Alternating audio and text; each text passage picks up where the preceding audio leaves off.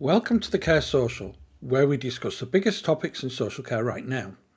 Whether you're a health and social care provider, a frontline worker, or just passionate about making a difference, we're here to bring you expert discussions, insights, and real stories from the sector. I'm Barry, Content Operations and Delivery Manager here at QCS. In this solo episode of the Care Social, I want to talk a bit about my recent experience of something that is life-threatening, time-critical, and yet often misunderstood. Sepsis.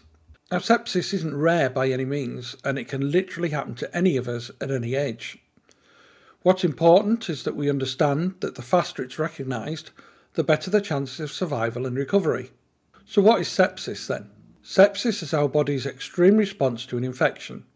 Instead of fighting the infection in a controlled way, our immune system goes into overdrive and starts attacking the body itself. This can lead to tissue damage, organ failure, and, if untreated, death. It usually starts with something quite ordinary, like a chest infection, a urinary tract infection, or even a cut or a bite. That's what makes it so dangerous. The beginning doesn't feel unusual, but the body's reaction spirals out of control. So here's the thing. A few weeks ago, I was reviewing our content for World Sepsis Day on September the 13th. Everything looked ready, no changes needed, closed my laptop, ticked it off the list and carried on. Fast forward a few days, it was a normal Monday lunchtime, I'd eaten, gone back to work, and then suddenly I felt really unwell out of nowhere. And what did I do in true Barry fashion? I ignored it. I politely excused myself from meetings, shut the laptop and told myself I'd just sleep it off. But here's the truth. You can't sleep off sepsis. 4 hours later, I was trembling, burning up, unable to get warm, completely exhausted, and to top it all off, my breathing was proving difficult too. My partner, who had been keeping an eye on me, looked at me and said, "Something is seriously not right and you need to get help." That was the turning point. A quick call to 111, a dash to urgent care, and suddenly everything sped up. Within minutes I was told you have sepsis, you need treatment immediately. Even before the blood test came back. The doctor explained the sooner the antibiotics were administered, the better. And when bloods come back showing the exact bacteria, antibiotics could then be adjusted. The important thing at that point was to start treatment.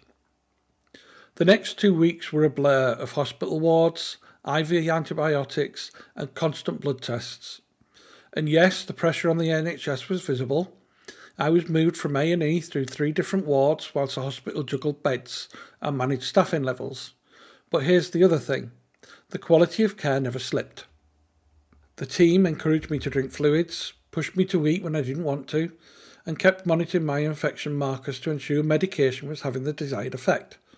All this while juggling the needs of other patients, some of whom were very complex and challenging. I, on the other hand, barely slept. My body was fighting, my mind was racing. Lying there, I had to face something terrifying. Sepsis kills. Sepsis takes limbs. And sepsis doesn't wait. In that hospital bed, I couldn't help but wonder, was I going to be one of the grim sepsis statistics for 2025? And then, after almost 2 weeks, came the moment I'll never forget. They told me my infection markers had finally dropped to safe levels. The bacteria in my blood cultures was gone. The relief in that moment was massive. Even now, though, what unsettles me most is not knowing where it had started. There were no cuts, no injuries, only a possible rash on my side, maybe abdominal wall cellulitis, maybe not. That kind of uncertainty plays with your mind. What if it comes back? What if it wasn't cellulitis? What if we missed something? Eventually I was discharged. Relief, yes. But recovery didn't come neatly packaged with my discharge papers either. I still wasn't myself. Soon after I was back with a severe kidney infection. More antibiotics, more fear, and the constant question hanging over me. What if it's happening again? For someone with a compromised immune system, that risk is very real. And yet knowing all this, I still ignored the signs at the beginning.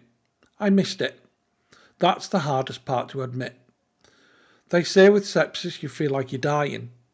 I can confirm that's exactly what it felt like. Terrifying, life-changing, And the scariest part? There were simply no signs. I was fine until I wasn't. Within 5 minutes, my whole world had flipped. Recovery isn't quick. It isn't easy. Post-sepsis syndrome is a real thing. Fatigue, muscle weakness, memory lapses, anxiety, even nightmares. My colleagues will tell you my memory still isn't where it used to be. But recovery is possible with time, with support, with vigilance, and I have an abundance of that, both at work and at home. If there's one thing my story shows is this: early recognition and fast treatment make the difference, not just between life and death, but between life with or without lasting damage. So if you take anything from me today, it's this: don't ignore the signs, don't sleep it off, trust your instincts and get help. Because I will always wonder, what if I'd acted sooner? What if I'd left it? What to look out for? The key signs. The biggest challenges with sepsis is recognising it early. The symptoms can mimic other illnesses, but there are early warning signs that should never be ignored. Here's what to look out for in adults: slurred speech or confusion, possible changes in mental state, extreme shivering, muscle pain, fever, passing no urine, or much less than usual in a whole day, severe breathlessness. I feel like I might die, that overwhelming sense of being very unwell. Skin mottled, bluish, or unusually pale. But what can we as a sector do about sepsis? Make sure our teams understand that in social care, individuals are at higher risk of developing sepsis due to age and frailty, often with multiple health conditions. Delayed recognition. Staff may misinterpret early signs, confusion, fatigue, instead of infection. I did. Healthcare access gaps. Delays in being assessed by doctors or paramedics. Infection spread. Communal living in our services increases the risk of outbreaks that can trigger sepsis. And what actions we as providers must take. Ensure all staff have sepsis awareness training. Promote the use of early warning systems like News 2. Build better integration and partnerships with health services. Promote vaccination programs. Ensure your infection prevention measures are working. Did you know that QCS's new mock inspection toolkit and digital audits will support auditing, compliance and continuous improvement to demonstrate you are taking these actions? If you want to find out more, give us a call at QCS. Well, that's it for this episode of the Care Social. Thanks for listening. If you found the podcast helpful, share it with your colleagues. Please share this episode with someone you care about, because the more people who know about sepsis, the more lives can be saved. Have a topic you'd like us to cover? Comment below or email us at qcs@qcs.co.uk. Until next time, bye for now.